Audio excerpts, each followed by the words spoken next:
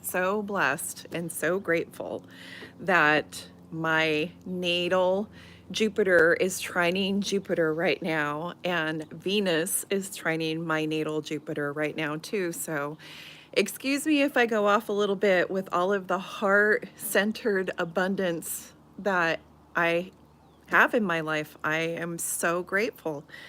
And I am grateful that I'm actually filtering this abundance into the world now in very unique and wonderful ways, including what we're going to talk about today, another omnidimensional author, another author, poet, writer like I am that have been channeling and translating the ineffable through a myriad of our different alternative abilities.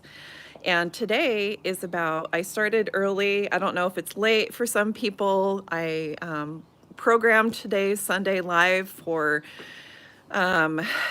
9 o'clock, and I was in a different time zone, and now I'm on the West Coast again, and it's glorious and it's sunny, but am I ahead of time? Am I behind time? I don't know right now. I'm on time for this conversation, that's for sure.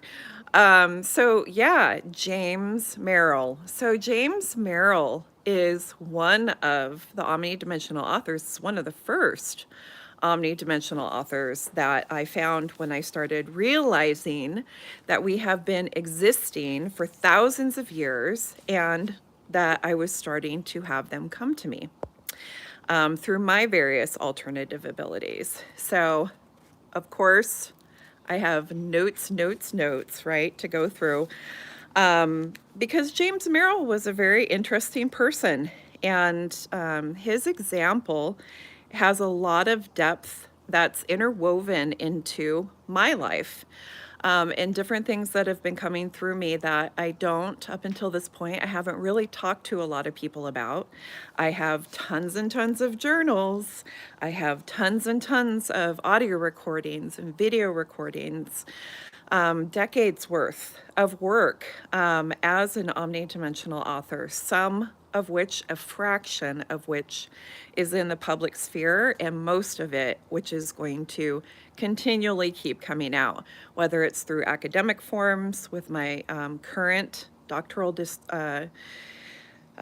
research into compassionate technology, as well as the technology development in and around the visioning and the channeling and awareness that I've been given about future technologies. Or if it's about omnidimensional authors who I have been recognizing that this canon is existed for all of this time, decades, centuries, tons of different people, tons of different stories, as you will see just snippets of in this omnidimensional author series here on my YouTube channel. But let's get into, without further ado, let's get into James Merrill. So, just some kind of housekeeping on his life. He was born March 3rd. He is one of the more noteworthy omnidimensional authors or poets because he was awarded the Pulitzer Prize for Poetry in 1977 for Divine Comedies. And we'll get into that in a little bit because James Merrill and I have a lot of things in common that have been happening. The course of my literary career, my research career, has some very interesting interwoven elements with James Merrill. Let's just say that. He was a child of one of the founding partners of Merrill Lynch, and he was born and pretty much predominantly lived on the East Coast in very wealthy families and surroundings. He was very well, educated, read, traveled, had a really large community, was very well known for being a very friendly person and wanting to always include people in, what he did in his life. So he's also known for the piece Lost in Translation, which was published in 1974. And more often than not, even though Divine Comedies received the Pulitzer Prize, that's a collection of pieces. And yes, it has some ties to other noteworthy poets of the past, such as, Merrill's piece is called Divine Comedies, and Dante Alighieri's piece is called The Divine Comedy. So they're both epics. And I have a lot tied into that, which, like I said, we'll get into. So, one of the pieces that Merrill Lynch, or James Merrill, James Merrill is very well known for, is called The Changing Light at Sandover. And this was published in 1982, and that's a 3-poem trilogy. And he really understood to a certain extent and was inspired by another omnidimensional author, Georgie Hyde Lees, which Merrill and what's written about Merrill, related to this paralleling of translating the ineffable as related to, inspired to, past writers and poets' work like Dante Alighieri. Merrill was inspired by W.B. Yeats. He attributed it, or you'll see that it's attributed to W.B. Yeats' work, specifically A Vision, and we've went over this in past episodes, so I'll link them here, of Omnidimensional Authors, because W.B. Yeats, even though it is his authorship that's recognized on A Vision, it actually legally is his wife, Georgie Hyde Lee's piece as an omnidimensional author, because she channeled and translated the information. W.B. Yeats simply, helped articulate and edit and format, what ended up becoming this book, but it was his wife, Georgie. So in all actuality, it was Merrill that was interested and affirming Georgie's work as an omnidimensional author inadvertently, because he was associating it with W.B. Yeats, or he might have been. He might have actually really knew that it was Georgie's work. Um, so anyways, and we went into that. Like I said, I'll link it below, that omnidimensional author live about Georgie Hyde Lees, and about how she kept W.B. Yeats busy with all of the channeling that was going into A Vision over the course of years, which is the same thing that James Merrill ended up doing with his partner for many, many years, over 20 years, where A Vision was less than 10 years. If off memory serves me, it was like 7 or 8 years. But James Merrill work, he was at a Ouija board, so he was using divinatory elements, alternative abilities, to be able to access the ineffable and translate it. And they were using a homemade Ouija board and a teacup. And teacups are actually really interesting symbolization within divination, specifically within Jewish cultures and histories, and a couple of other cultures. Some Asiatic countries and cultures have had cups, as a divination element as well. So that's predominantly how they used, that's how James Merrill was able to access through alternative abilities, the ineffable, and translate it. But he did do channelings as well. So Merrill, really is an omnidimensional author for a couple of different reasons, divinatory means, as well as clair abilities.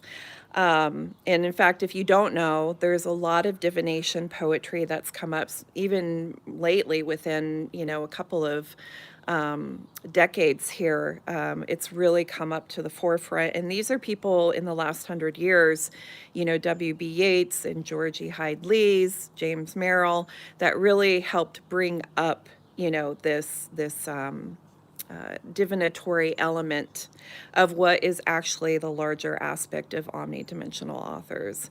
So I want to just make sure. Thank you for those that are coming in here. Thank you for being here and for watching this afterwards. We're talking about omnidimensional author James Merrill.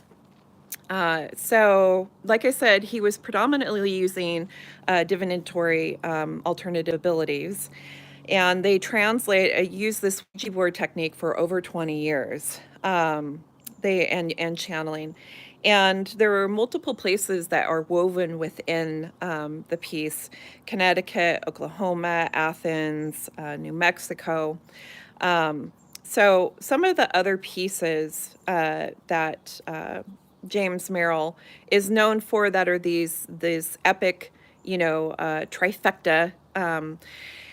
And I guess this is a good time to get into some of the interwoven elements of my life along with James Merrill. So, for those that don't know, I have a son named Epic who came to me many years ago before he was born, like 3.5, almost 4 years before he was even born.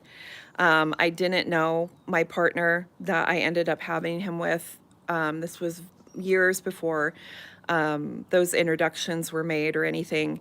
And I just knew I have been channeling future humans since 2012, Britt and Marta. And they've been showing me a lot of different things, which I knew years ago and I connected with years ago when I was really deeply involved with plant spirit and the healing with me and through me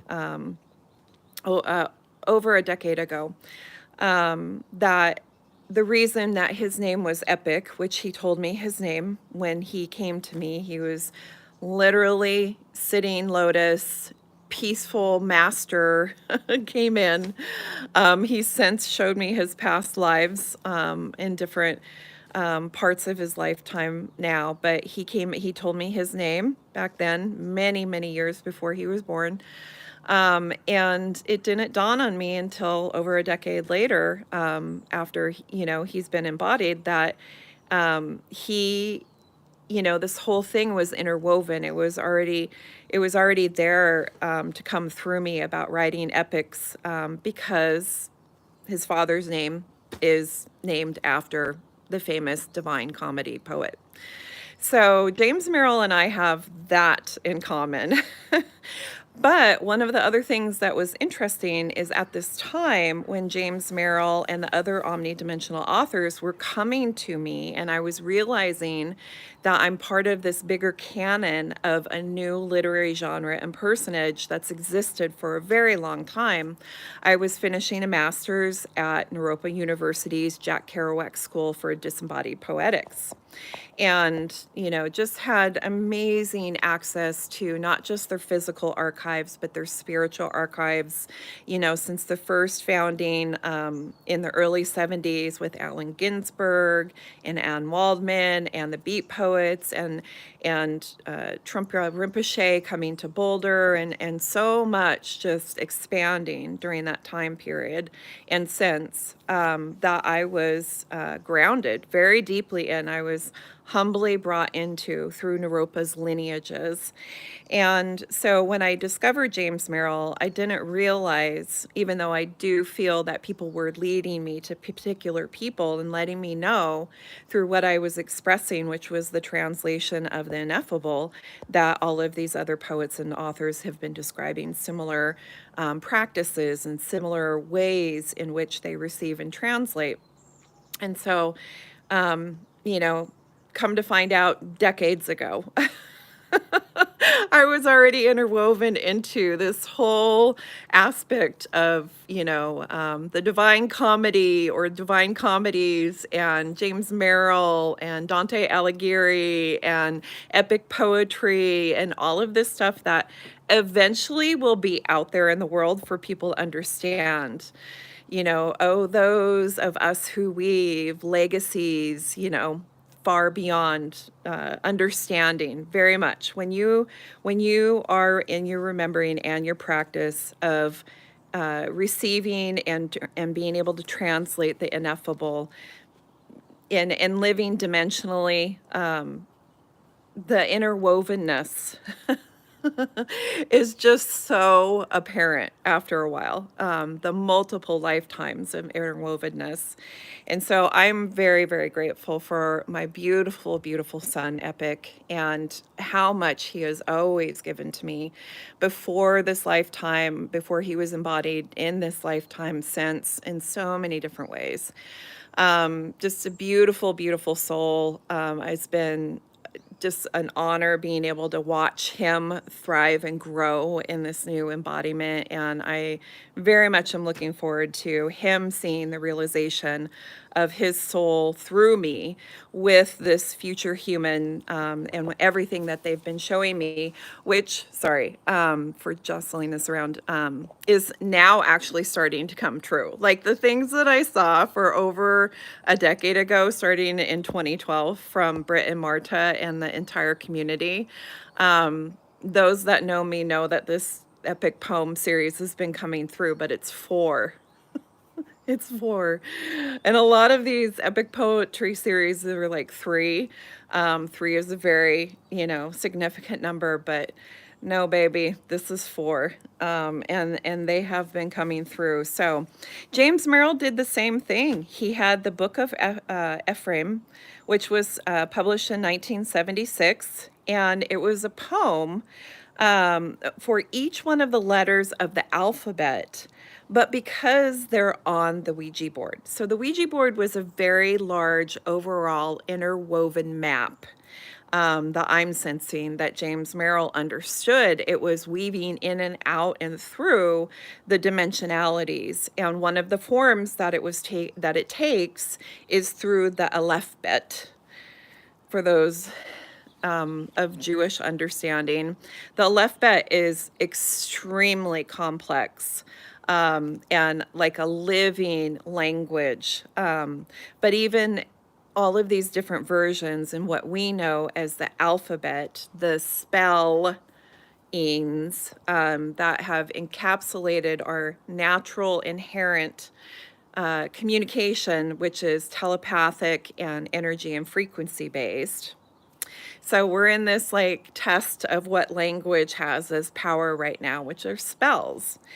Poets, writers, we understand this. Many people understand this, but this was very much one of the foundational magic wisdoms, and knowledges. And so he had the Book of Ephraim in 1976 published around the alphabet, specifically from its association with the Ouija board.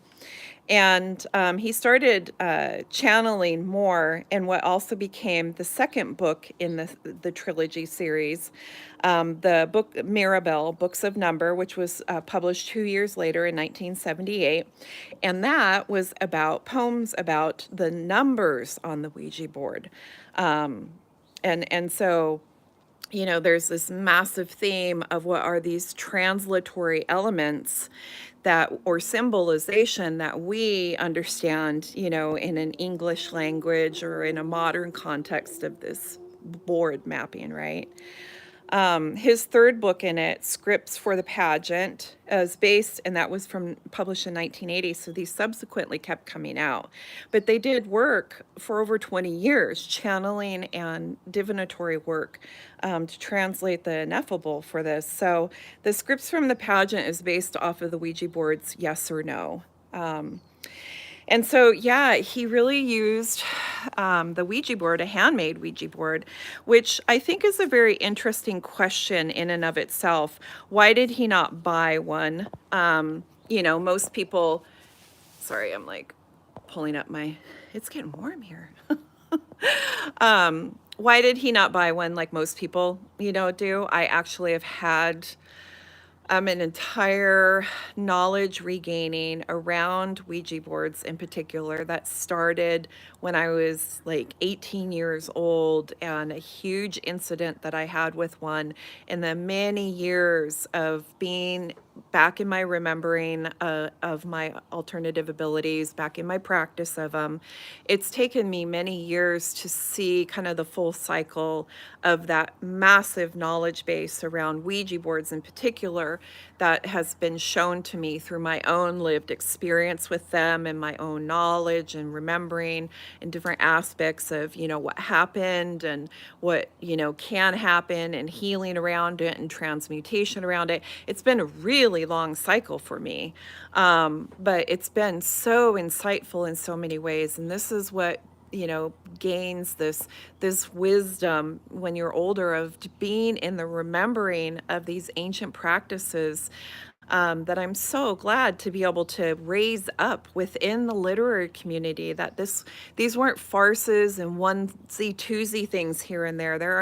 There's an entire canon of people that have been specifically utilizing, their alternative abilities or practices or tools to be able to receive information from different dimensionalities or the ineffable and translate it into a literary work, just like James Merrill did for a very long time with multiple pieces. So he's been such a firm grounding for me in omnidimensional authorship. When I talk about Arthur Rimbaud, Arthur doesn't have very many pieces that actually speak to either the processes and what they feel like or look like or how you prepare for them, let alone actual translations that came through him. But he's there, and he was on just the fringes of the spiritualist movement starting to take place in the mid to late 19th century and through the early 20th century. So, but if I talk about people, around the same time period, and a little bit even before James Merrill, like Hannah Weiner and her clairvoyant journals, which was published around the same time, like when, James was getting a Pulitzer Prize for his Divine Comedies. So they were working at time periods, but they were hearkening back to other omnidimensional authors before them, like W.B. Yeats, and really it was George E. Hyde Lee's in that regard.